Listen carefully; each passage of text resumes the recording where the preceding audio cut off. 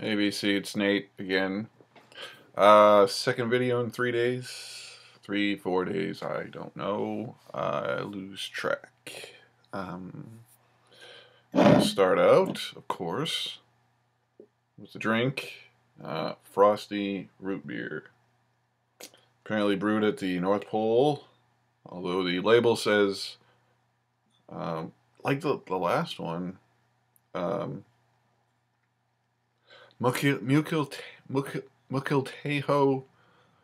Washington, and I fucking mispronounced that one, so I don't. Yeah, my makeshift bottle cap opener, the old wedding ring. I don't know what I'm gonna do if she leaves me. God forbid.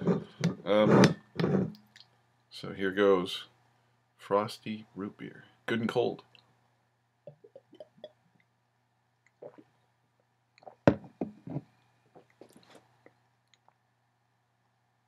Very carbonated, and the flavor is low. It's like it doesn't have much bite to it. It's decent, and there's not much in the way of like a aftertaste either. So, hold on, try that one more time.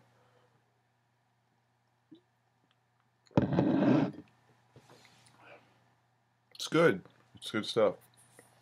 All right, I went out to a consignment shop, the one I always go to in town. $3 each. Doesn't matter what he's got.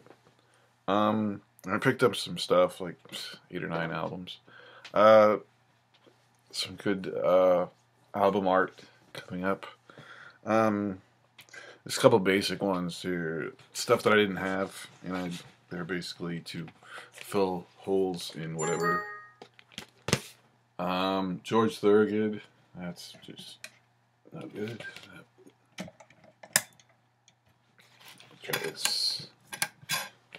George Thorogood and the Destroyers.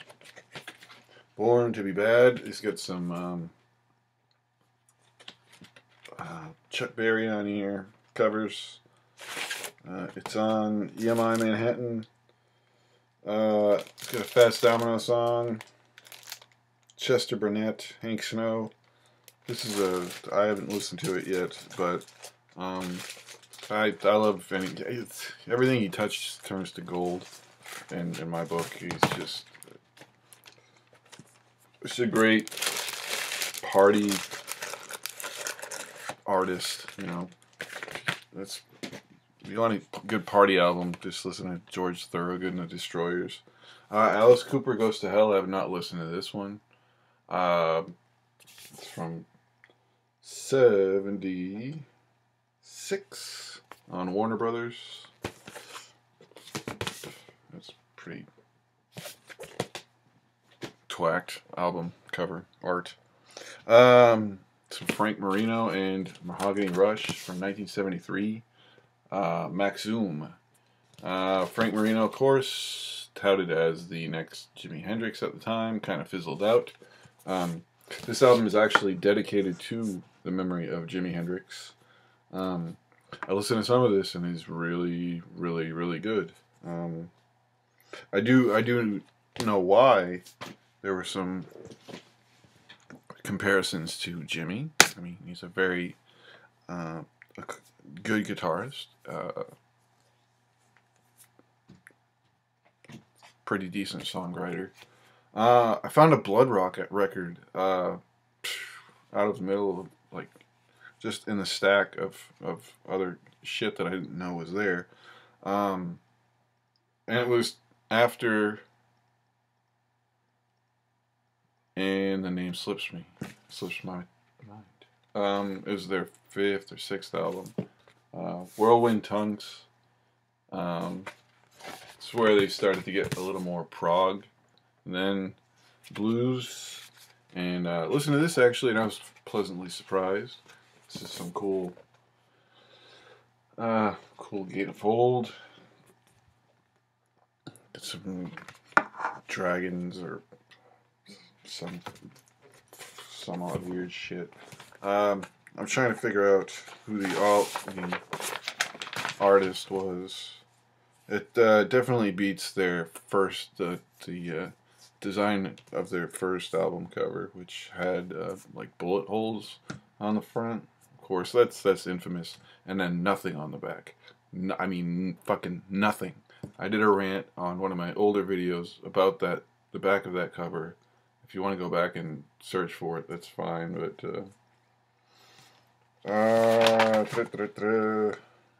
layout assistance, Jack Unruh did and it's pretty cool. It almost looks like a Jade Warrior album cover. And I listened to that. It was enjoyable. It wasn't the blood rock of 1, 2, and 3, but now I just have to pick up USA, which is a little harder to come by. Even though I think I had it at a decent price anyway. I had it in my hand a while back, probably earlier this week. But the price was, a little outrageous. It might have been sealed, which is why I just didn't pick it up. It was just too fucking expensive. And here's I got Flash in the can. Here's a gatefold for you, some of you. Man, I wish I had a hair like that, huh? How about that? I haven't listened. I listened to side 1 actually, and it is some decent prog-ish elements. Peter Banks from Genesis was in Flash. They did not last long, and then Peter Banks moved on to Genesis, and they fucking lasted too long. I found a gold stamp promo of Kim Fowley's band that he produced, or they put together, assembled after the Runaways. It's the Orchids. It's got actually Laurie McAllister from the Runaways. She was in there for a little while. It's pretty weak. It's I thought, the credits, they said the Orchids would like to thank Jimmy Percy and Sham 69. I thought, fuck, this is gonna kick ass. But it was more pop than punk, and it wasn't quite new wave-ish enough to make it worthwhile. But I still like it. I'll probably give it a couple more listens to absorb it really. And for $3, I'm not going to complain. Gold stamp promo, not a big deal. It's not a white label promo or anything, but I found something really interesting. A funk record from 1973. This is a Colombian pressing of Release by, is it Barra Bravas? Yeah, this is fucking a great record, actually. It's funky as hell. Another cool gatefold. Looks like Mr. Clean's fucking schizophrenic brother. Holy shit. How messed up in the head you gotta be? I mean, just look at that. That's fucking scary as shit. And you got up in his skull, he's got the band members, and they're trying to get the hell out of there. I was like, what the hell? Is that like some kind of like Illuminati shit? Like he's pulling the strings and he's got I don't know, some weird Wizard of Oz bullshit that they're trying to allude to. But it's a great record. Holy cow. Colombian pressing on, I think, RCA. Pretty good stuff. 1973. Spooky Tooth with, and I haven't listened to this one yet. I've heard parts of it on WREK up in Atlanta, the college radio station at Georgia Tech. Hold on.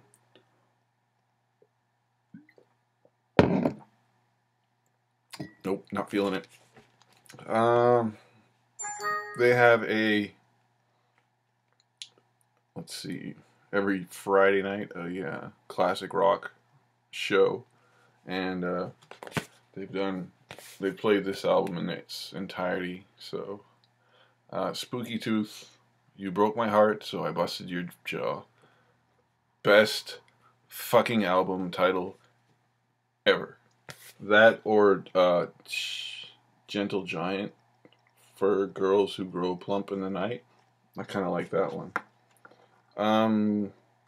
Yeah, it's pretty straightforward on the front, and then there's like a fucking sumo wrestler on the back looking down on them. It's like, there's, who knows? Who the hell knows? From what I remember, it was on the old A&M label. Good prog stuff. It's not like the early. Excuse me. Goddamn carbonation. That's why I don't drink soda all the time. It gives me enough. Fuck. All right, enough. Yeah, it's not as good as their earliest stuff, but I had another Spooky Tooth record, Witness, I think it's called, and that was pretty good. But I'll have to give that one another listen. So yeah, that's about it. That's about all I got this week. And till next time, I guess I'll see y'all again later.